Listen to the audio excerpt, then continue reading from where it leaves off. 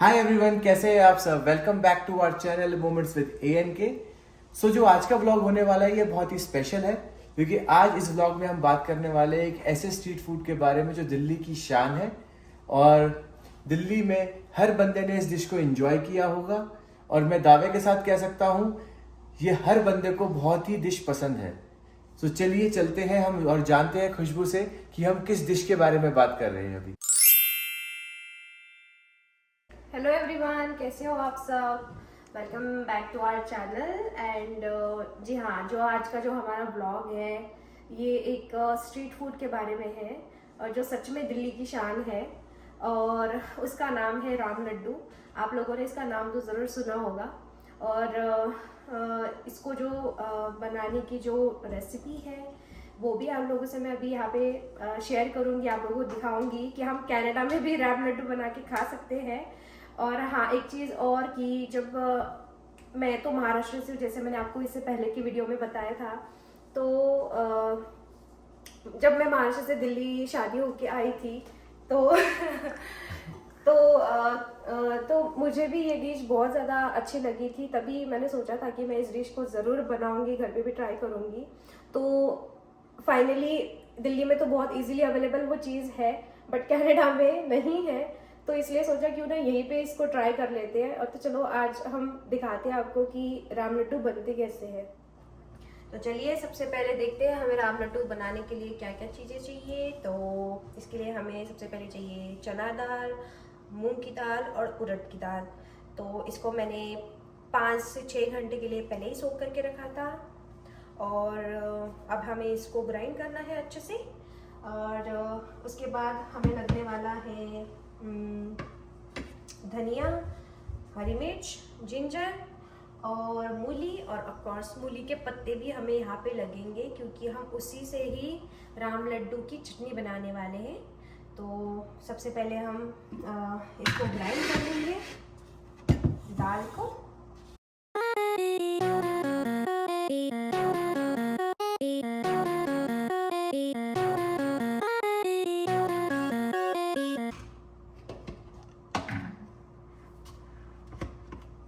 तो इसे आपको पीसने के लिए थोड़ा सा पानी ऐड करना पड़ेगा ताकि ये थोड़ा अच्छे से और अच्छे से मिक्स हो जाए। और अभी हम इसको दोबारा से पीस लेते हैं। और कितना टाइम लगेगा अभी?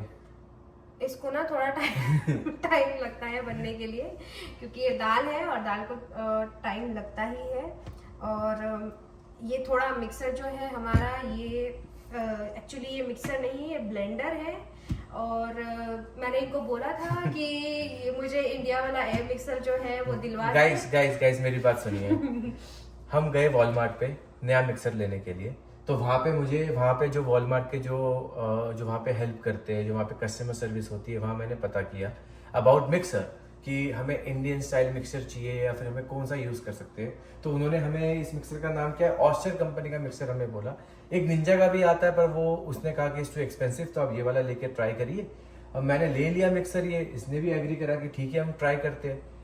फिर हम जब हम किसी के पार्टी में गए थे ना, जो तेरी एक फ्रेंड है उसकी हम पार्टी में गए, तो वहाँ उसने बताया कि इस कंट्री में भी इंडिया वाले मिक्सर मिलते हैं, क्योंकि यहाँ पे जो मेन प्रॉब्लम है वो प्रॉब्लम ये है कि मैं आपको अभी ये चीज अभी आपको 2 मिनट बाद बताऊंगा। पहले हम इसको पीस लेते हैं, नहीं तो हमारी दाल खराब हो जाएगी। हाँ जी, हाँ, आप इसको जल्दी से पीसिए। ओके। और तो इसके अंदर मैं आपको बता देती हूँ कि इसमें थोड़ा सा हमें हींग ऐड करना है।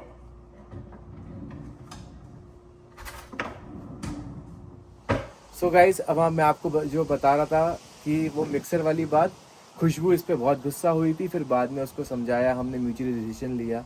बात छोटी सी, लड़ाई किसी भी बात पे हो सकती है, पर हम आपस में एक दूसरे की बात पूरी सुनती है। और किसी भी कपल को एक दूसरे की बात जब तक पूरी नहीं होती है उसको काटो मत, बात पूरी होने दो, उसके बाद अपना पॉइंट रखो। It's like a life lesson. और इससे आपकी एक लव लाइफ, मैरिज लाइफ, चाहे आप गर्लफ्रेंड बॉयफ्रेंड हो, हस्बैंड वाइफ हो, या आप लिव इन में रहते हो, whatever, like if you are living with your love ones, so आपकी एक लाइफ बहुत अच्छी बीत सकती है। चलो हम चलते हैं मिक्सर की कहानी पे। तो हुआ ये कि हम वॉलमार्ट पे पहुंचे, वहाँ पे उसने बोला कि ये मिक्सर परचेज़ कर लो। हमने मिक्सर परचेज़ कर लिया।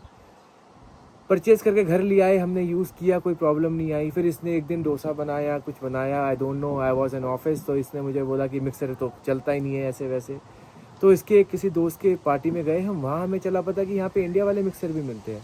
You know what is the basic issue over here? Basic issue है यहाँ पे पावर वोल्टेज का। यहाँ पे 110 किलो वोल्टेज होता है और इंडिया में 220 वोल्ट होता है।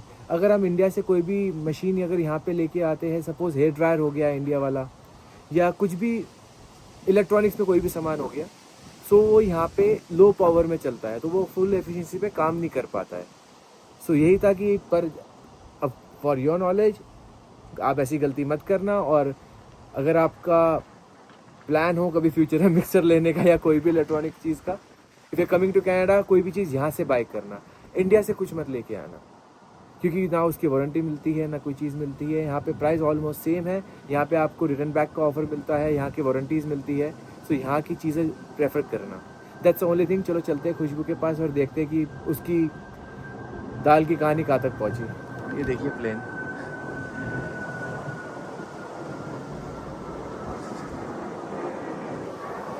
एक और चीज़, हम एयरपोर्ट के बहुत नज़दीक रहते हैं, तो हमारे बालकनी से व्यू एक नंबर है। सुबह शाम 24 घंटे प्लेन ही उड़ते दिखते रहते हैं। अभी एक प्लेन दिखा आपको, अगर मेरे को मौका मिला, मैं अगर वापस मेरे को आवाज़ आई तो मैं फटाफट बाहर आके आपको दिखाऊंगा कि अगर कोई प्लेन जाता है तो। ओके, चलते हैं खुशबू के पास। कहाँ तक पहुँची बात? तो हमारा बैटर बनके तैयार हो गया है। अब इसको हमें थोड़ा सा फेंटना है, मतलब मैंने इसको फेंट के रख दिया था। अभी आप जब सबसे बात कर रहे थे तो मैंने सोचा इसको मैं कंप्लीट कर लूँ इसका प्रोसेस। गाइस, मैं अंदर इसलिए बात नहीं कर रहा था क्योंकि मिक्सर की बहुत ज़्यादा आवाज़ आ रही थी, तो मैं चाहता नहीं था कि मेरे को वीडियो में फिर बहुत सारी एडिटिंग करनी पड़े, सो दैट वो आवाज़ को मैं मिनिमाइज कर सकूं, इसलिए मैं बाहर गया था। पर शी इज़ रियली क्विक, उसने बहुत जल्दी ये चीज़ कर दी। सो अभी देखते हैं अगला स्टेप क्या करती है ये। तो अभी हम बनाएंगे इसकी चटनी। बैटर हमारा हो गया है रेडी।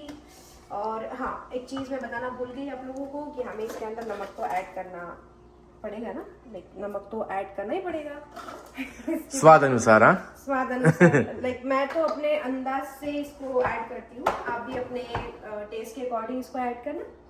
अब मैं आपको एक बहुत ही इंटरेस्टिंग चीज़ यहाँ पे दिखाने वाली हूँ, जो कि है मूली। आप देख सकते हो यहाँ पे ये जो पैकिंग है मूली की, ये कैसे आती है। 2 मूली के पीस होते हैं। सो गाइज, मैं आपको बताता हूँ बात मूली के बारे में। मैं वॉलमार्ट गया सामान लेने के लिए, उस समय खुशबू घर पे ही थी शायद उस दिन। तो अब वहाँ पे गया, मैंने बोला भाई अपने को मूली चाहिए भैया। तो वहाँ पे 2 तरीके की मूली होती है, एक होती है पत्तों के साथ, एक होती है बिना पत्तों के साथ। पर जो यू नो व्हाट, जो ये पत्ते वाली मूली है ये मोर एक्सपेंसिव है ओवन जो बिना पत्तों वाली होती है। सो अब खुशबू बताएगी पत्तों की कहानी, जो बहुत ही ज़रूरी है अगर हम राम लड्डू बनाने चाह रहे हैं तो वैसे मैंने पहले बताया था कि आप लोगों को मूली जो खरीदनी है ये पत्तों के साथ ही खरीदनी है, क्योंकि हमारी जो चटनी बनेगी इसी पत्तों के साथ बनेगी। तो मेक श्योर कि आप इसके पत्ते ना हटाए, इसको इसके साथ ही खरीदें, तो ही हमारे जो राम लड्डू का जो स्वाद है वो प्रॉपर स्ट्रीट स्टाइल आएगा। तो चलिए अभी इसको हम ग्रीट करते हैं और इसके पत्ते अलग करते हैं। तो मैंने इसको इसलिए सेपरेट नहीं किया था क्योंकि ताकि मैं आप लोगों को यहाँ की स्पेशल सिर्फ ये पैकिंग दिखा सकूँ कि यहाँ पे मूली इस तरीके से आती है। तो चलिए इसको ग्रीट करते हैं। अच्छा, एक बात बताना, आपने मूली तो ग्रीट कर ली है, हाँ, पर मुझे एक क्वेश्चन था। हाँ, मतलब चटनी बनाने से पहले मुझे एक क्वेश्चन पूछना था आपसे कि ये राम लड्डू को राम लड्डू क्यों बोलते हैं?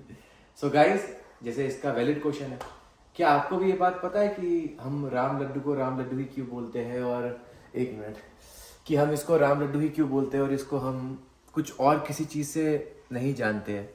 सो अगर आप इस बारे में जानते हैं सो प्लीज़ वीडियो को यही पॉज करके कमेंट ज़रूर करिए। अगर आपको नहीं पता तो प्लीज़ बने रहिए, आगे वीडियो में मैं आपको बताऊंगा कि राम लड्डू को राम लड्डू ही क्यों बोला जाता है। चलिए गाइस, देखते हैं खुशबू ने चटनी की तैयारी कितनी करी। सो तूने क्या क्या तैयारी करी है चटनी के लिए? अभी मैंने इसके अंदर डाले हैं मूली के पत्ते और हरी मिर्च डाली है 2, और उसके बाद 1 इंच जिंजर का टुकड़ा डाला है, और उसके बाद अभी मैं इसमें डाल रही हूँ धनिया। एंड उसके बाद मैंने कुछ मसाले निकाले थे यहाँ पे। कौन से मसाले है ये? तो ये कुछ भी नहीं, मतलब सिंपल जीरा है और ड्राई मैंगो पाउडर, आमचूर पाउडर है, उसके बाद ब्लैक सॉल्ट और वाइट सॉल्ट। तो मैंने ये सारा कंबाइन ही करके रखा था यहाँ पे। तो एक में हटियो, देखने तो लगता है कैसे सब मसाला है इसमें। ओके। एंड उसके बाद फिर हम इसमें डालेंगे 1 टेबलस्पून लेमन। वहाँ पे लेमन वाटर मिलता है ऐसे बॉटल में।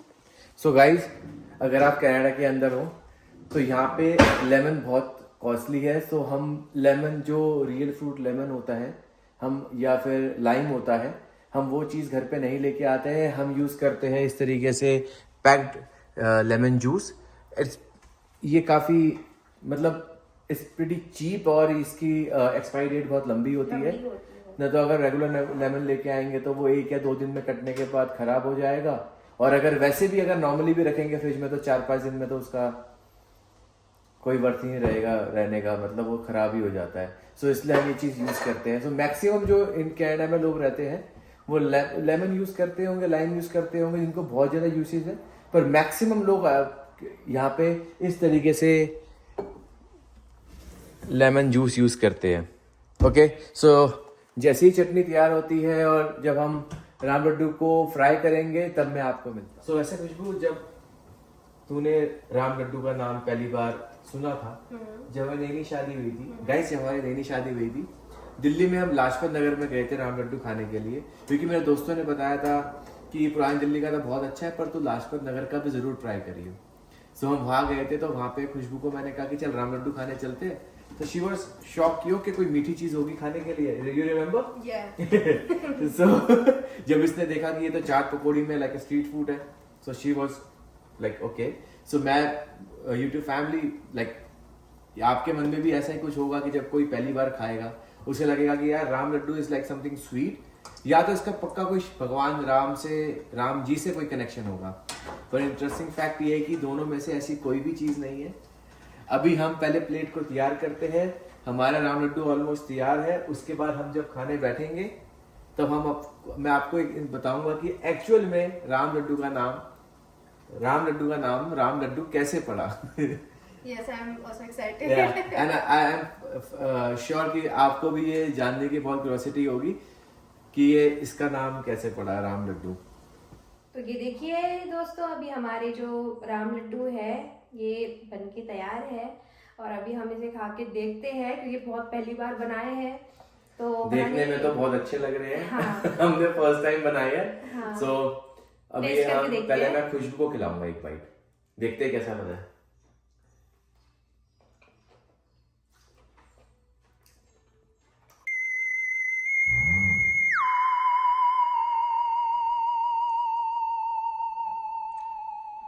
It's really good यार। सच में बहुत अच्छे बने हैं गाइस, सच में बहुत अच्छे बने।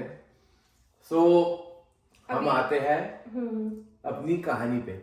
सो गाइस, एक समय की बात थी, एक वेंडर था, उसका नाम राम था, और वो पकोड़े बेचा करता था। तो वो जगह जगह गांव में जाके मूंग के पकोड़े बेचता था, पर उसके जो पकोड़े थे वो राउंड शेप होते थे, तो लोग उसे राम के पकोड़े के नाम से जानते थे कि राम के पकोड़े वाला आ गया करके। सो समय के साथ क्या हुआ, शायद ये जो शब्द है राम, ये बहुत कैचिफाई वर्ड है, वहां से राम के पकोड़े से हटके, राम के लड्डू से हटके राम लड्डू बन गया। सो धीरे धीरे लोगों ने उसी नाम से इसको बुलाना स्टार्ट किया और एक नई डिश बन के तैयार हो गई। ओह, हाँ। तो ये थी इसके पीछे की कहानी। हाँ, ये ऐसे इसका नाम पड़ा राम लड्डू।